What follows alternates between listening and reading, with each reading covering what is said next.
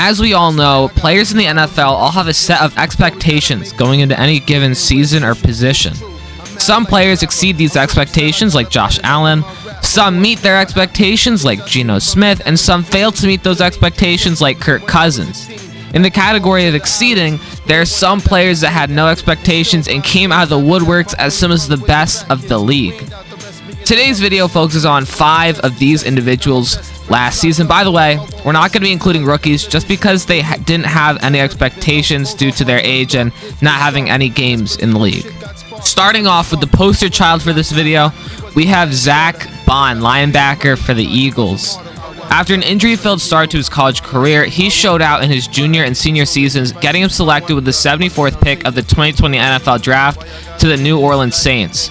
He was the 9th linebacker off the board, going behind people like Isaiah Simmons and Patrick Queen. He was drafted to a star-studded roster that had the likes of Drew Brees, Michael Thomas, Teron Armstead, Cam Jordan, Trey Hendrickson, Demario Davis, Marshawn Lattimore, and much more. Due to the ability of this roster, he didn't start until over halfway through the season after the injury of his teammate, and when he did play, he wasn't very productive. He tallied 12 tackles for his first year with no other significant stats. With the departure of Alex Anzalone for the Lions the next year, but the addition of Pete Werner from the draft, Baun was only playing part-time, only adding 30 tackles on the field. In 2022, Baun suffered a calf injury in Week 9, only allowing 16 tackles. In 2023, it was the end of Baun's rookie contract, and he could either prove his worth or leave. He was also a full-time starter at this point, and with it all on the table for him, he had 30 tackles, 2 sacks, an interception, and 2 pass deflections. With this mediocre season under his belt and a not very productive past, the Saints, who were in one of the worst cap situations in the league, didn't feel like he showed enough production to let him come back. This led him to the current super team that is the Philadelphia Eagles. This team was even better than his last one, having the best running back, offensive line, a top 10 wide receiver duo, quarterback, defensive line, and secondary. Baun was switched to inside linebacker to fill their only really big hole, and we all know how he produced. He was 6th in tackles with 151, 2nd in forced fumbles with 5, had 3.5 sacks, an interception, 4 pass deflections, and 15 stuffs. Every single number was a career high, and in fact, if you combine his stats from his 4-year tenure in New Orleans into one season only, he still has career highs in every category. That's just how dominant he was, leading to a Pro Bowl, a first-team All-Pro, and a candidate for Defensive Player of the Year. To add to this disgusting season, he also got a Super Bowl win, giving him that desired ring that every player wants. Overall, Baun is now a top 5 linebacker in the league and has a very bright future as he sits at only 28 years young. Another player that sits at 28 years young is Sam Darnold, quarterback for the Minnesota Vikings. Now, Darnold has a little bit more of a history in the league, and it all starts in the draft, where he was drafted with the 3rd overall pick by the New York Jets after an incredible redshirt freshman year and a decent redshirt sophomore year. He was the 2nd quarterback taken off the board and was chosen above people like Josh Allen and Lamar Jackson, our previous 2 MVPs. He was the youngest quarterback to start in Week 1 since the merger, and he also threw an interception in his first pass, something that would summarize most of his career up to this point. In the middle of his rookie season, Darnold struggled with a foot injury, sidelining him for 3 games. His case doesn't get helped by the fact that he had 4 games with 2 or more turnovers, including a game with 4 and another with 5. In the end, he had 3,003 all-purpose yards with 18 all-purpose touchdowns and 19 all-purpose turnovers. His next year was another bad year for Darnold as he missed another 3 games due to mononucleosis, as well as the infamous quote of him saying that he was seeing ghosts after committing 5 turnovers, with another 3 turnovers being added the next game. He finished the year with 3,086 all-purpose yards, 21 total touchdowns, and 18 total turnovers, and due to shoulder injuries, Darnold only played 12 games this year. In this time, he only had 4 games with more touchdowns than interceptions. The Jets went 2-14, and Darnold had 2,425 yards, 11 total touchdowns, and 11 total turnovers. Before the 2021 season, Darnold was traded to the Panthers in exchange for a 6th, which later turned out to be defensive back Jason Pinnock and defensive tackle Jonathan Marshall, a future 2nd, which they used to get Breece Hall, and a 4th round pick that turned into Max Mitchell. He would continue to keep his same tempo, only playing 12 games again due to a fractured scapula. Even when he came back, he shared snaps with Cam Newton. He ended the year with 2,749 total yards, 14 total touchdowns, and 17 total turnovers. The following season, Darnold would lose the quarterback battle against Baker Mayfield after getting injured in preseason. He would return later in the season, but only put up 1,249 total yards, 9 total touchdowns, and 8 total turnovers. Due to the lack of both performance and playtime, he was subsequently traded to the 49ers in 2023 as a backup for Brock Purdy. He only played in 2 games and called it a learning experience to learn behind Sean McVay and Brock Purdy. That brings us to this year, where he was signed by the Vikings in order to back up rookie J.J. McCarthy. As we all know, McCarthy got injured in the preseason, taking him out for the entire year. People began to write off the Vikings, but they forgot that they paired a former top 3 pick with the likes of Justin Jefferson, Jordan Addison, TJ Hawkinson, Aaron Jones, and Christian Darrisaw, not even including the stars on defense.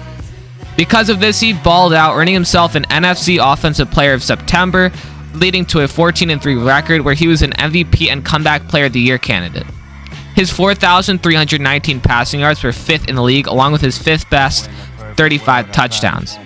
In the end, he had 4,531 total yards, 36 total touchdowns, to 15 total turnovers. Darnold seemed to be an entirely different player. In the end, though, he started to struggle and look like his former self, as in the final game of the season where the first overall seed was at stake, he lost, which he continued to do in his playoff game as well. The Vikings elected to let him go. The Vikings elected to let him go, and he went to the Seahawks in free agency as they chose to rely on second-year quarterback J.J. McCarthy. Now, Sam Darnold's injuries were a massive issue for him, just like the next player on this list, J.K. Dobbins, and if you thought Sam Darnold had a rough history with injuries, you're ready for something special here. So after a record-setting freshman year and a senior year with over 2,000 yards and 20 touchdowns, Dobbins was drafted with the 55th pick by the Ravens in the 2020 draft. He was the 5th running back off the board behind people like DeAndre Swift and Jonathan Taylor. This was a great draft class for the Ravens, including names like Nnamdi Madubuike and Patrick Queen. This was a great team, having players like Lamar Jackson, Dez Bryant, Hollywood Brown, Mark Andrews, Calais Campbell, Matthew Judon, Marlon Humphrey, Robert Griffin III, and Ronnie Stanley. This team was only held back by the amass 18 players that contracted COVID-19 during the year, which really hurt their production, but this team did lead the league in rushing yards, meaning that Dobbins must have been a destructive force, right? Well, Lamar Jackson put up 1,000 rushing yards, and Gus Edwards put up 723. Dobbins, however, was still left with the remaining 805 yards and 9 touchdowns with a mass 6 yards per carry, a feat that not a lot of running backs ever do. In the end, he had a total of 925 yards and 9 touchdowns, with him missing a few games due to contracting COVID-19. The following year, he contracted a torn ACL in preseason and didn't get a single carry. This kept him as well for the first few games of the 2022 season, where he then had yet another knee injury after only a few games. After finishing out part of the year, he had 562 total yards and 3 total touchdowns with a mass 5.7 yards per carry in his 8 games. In the last year of his rookie contract, Dobbins made it through less than 1 game before tearing his Achilles tendon and not getting another carry. Due to his injury history, the Ravens opted to not bring Dobbins back for another season. Dobbins opted to sign with his former coach's brother in Los Angeles with Jim Harbaugh and the Chargers. The Chargers had just lost their veteran Austin Eckler and were looking for a guy to fill that hole. Dobbins was brought back to his potential during this, opening the season with 2 100-yard games. He continued to ball out until he suffered an MCL sprain against his former team in Week 12. With a quick recovery, he only missed 4 games and played the last 2 of the season out. In this season, he accumulated 1,058 total yards with 9 total touchdowns and a 4.6 average. He had a breakout season, but with the risk of even more injuries, the Chargers opted to let him walk away in the offseason, where he signed with their division rival Broncos, who had a massive hole at running back after releasing Javonte Williams, who wasn't that productive anyway. Dobbins was a part of what's called a running back resurgence, with people like Saquon Barkley, Derrick Henry, Bijan Robinson, Jahmyr Gibbs all balling out. Another running back who broke out this season was Chase Brown for the Bengals. This Canadian superstar had a choppy college career with multiple oddities in it before being drafted in the 2023 draft to the Bengals, with the 163rd pick being the 10th running back off the board after people like Jahmyr Gibbs and Bijan Robinson. He played primarily as a backup for veteran Joe Mixon, and even with that, he sustained an injury to his hamstring in October, putting him on the IR until November, taking away 5 games his rookie season. Due to these two things, along with the fact that he was used essentially as a receiver, it led to him only accumulating 335 total yards and 1 total touchdown with a 4.1 rushing average. It also didn't help that his starting quarterback for the majority of his first season was Jake Browning. During the 2023 offseason, Joe Mixon was traded to the Texans, and the Bengals brought in a younger and cheaper option in Zach Moss to replace him, a player who had just had his own breakout season a year prior for the Colts. The two backs split carries for the beginning of the season, with Moss getting the majority of them. Then, Moss suffered a neck injury in their Week 8 game, allowing Brown, who had already been outplaying Moss with his carries, to take the primary workload for the rest of the season. He wasn't in the best situation with the best passing attack in the league, with Joe Burrow, Jamar Chase, and T. Higgins being the main focus of his offense. However, he made the best of what he was given and recorded 1,350 total yards and 11 total touchdowns with a 4.3 rushing average. Now he looks to be the Bengals' main attraction at the running back position, as he has a great archetype for their system. Being in a position with 2 incredible wide receivers can really limit the production from some people, but not for those like Brown or the final player on this list, Jonnu Smith, tight end for the Dolphins. Now, Jonnu Smith is a different player than everyone else on this list in terms of his age. Smith is already 29 years old, but only now hit his breakout. Luckily for him, however, tight ends can last a long time, with players such as George Kittle at 31, Travis Kelce at 35, and Zach Ertz at 34 still reigning supreme in their position. After a decent college career but an incredible combine and pre-draft process, Smith was drafted with the 100th pick in the 2017 draft by the Titans. He was the 6th tight end to be picked, being picked after people like Evan Ingram and David Njoku. For his rookie season, he played as a backup behind an aged Delaney Walker and Philip Supernaw. Despite this, he still racked up 157 yards and 2 touchdowns. In their season opener of his sophomore season, starter Delaney Walker sustained a season-ending injury, leaving Smith as the replacement for their leading weapon. He struggled with this, but advanced his game, getting 258 yards and 3 touchdowns before getting hurt in Week 13. This season, however, set him up for a major improvement the following year, as he hauled in 439 yards and 3 touchdowns, while also getting 78 yards on the ground. The following season was Derrick Henry's monster year, where he accumulated over 2,000 yards and 17 touchdowns. But this, rather than harming Smith's production, boosted him to a near-career high in most stats with 448 yards and 8 touchdowns.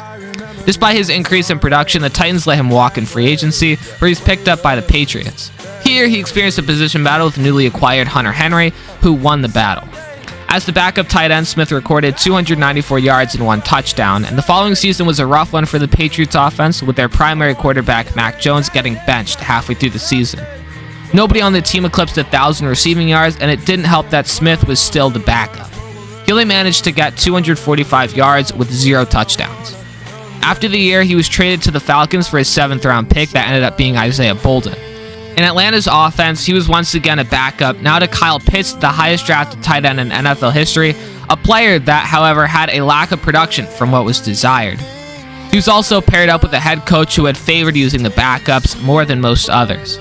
Because of this, he had 2 games with over 90 yards and put up career highs with 582 yards and 3 touchdowns. That offseason, the Falcons got a new coach, quarterback, and an entire new identity. They didn't re-sign Smith, where he signed with the Dolphins. This was a team that had just recorded the most offensive yards and touchdowns over all other teams. They had a flashy new running back, a quarterback that wasn't afraid to throw the deep ball, and one of the best wide receiver duos. Their quarterback and wide receiver had both led their yards for their respective position, with the wide receiver being on pace to beat the all-time receiving yards title for a single season. All they needed was a new tight end after getting rid of their starter 2 years ago.